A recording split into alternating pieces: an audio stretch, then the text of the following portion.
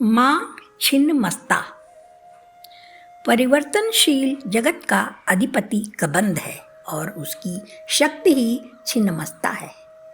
विश्व की वृद्धि ह्रास तो सदैव होती रहती है।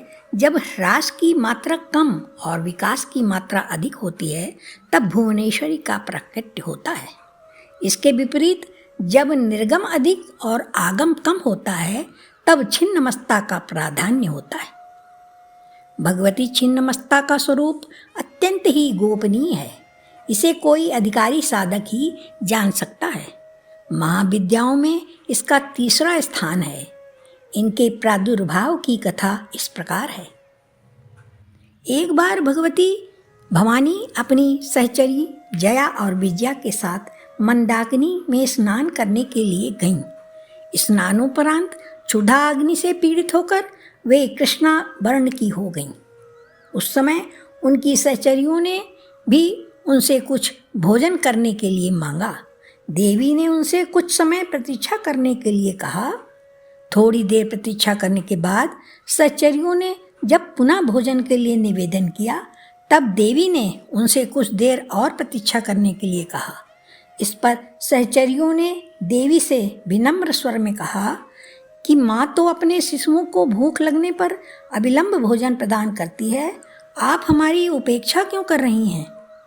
अपने सहचरियों के मधुर वचन सुनकर कृपामयी देवी ने अपने खड़ग से अपना सिर काट दिया। कटा हुआ सिर देवी के बाएं हाथ में आ गया और उनके कबंध से रक्त की 3 धाराएं प्रभावित हुईं। वे 2 धाराओं को अपनी दोनों सहचरियों की ओर प्रभावित कर दी, जिसे पीती हुई दोनों प्रसन्न होने लगीं और तीसरी धारा को देवी स्वयं पान करने लगीं। तभी से देवी छिन्नमस्ता के नाम से प्रसिद्ध हो गई। ऐसा विधान है कि आधी रात अर्थात संध्या काल में छिन्नमस्ता की उपासना से साधक को सरस्वती सिद्ध हो जाती है। शत्रु विजय, समूह स्तंभन, राज्य प्राप्ति और दुर्लभ मोक्ष प्राप्ति के लिए छिन्नमस्ता की उपासना अमोघ है। छिन्नमस्ता का आध्यात्मिक स्वरूप अत्यंत महत्वपूर्ण है।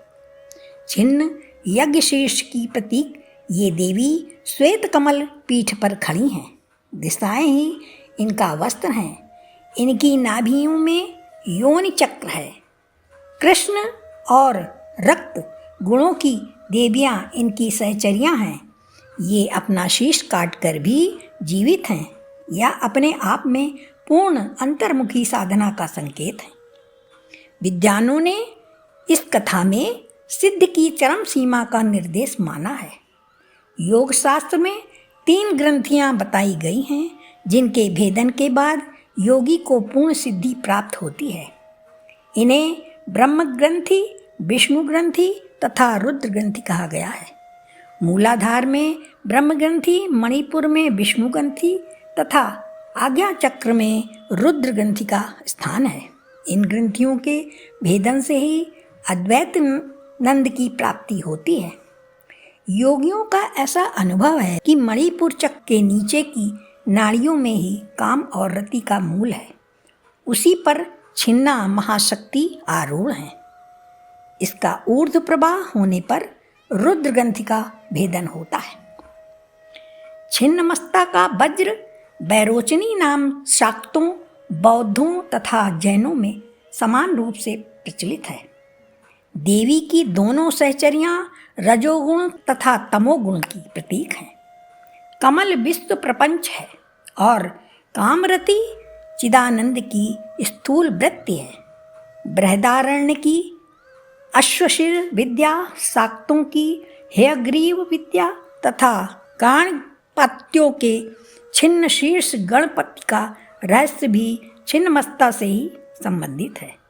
हिरण्याकश्यप, बैरोचन आदि छिन्नमस्ता के ही उपासक थे, इसीलिए इन्हें वज्र बैरोचनिया कहा गया है।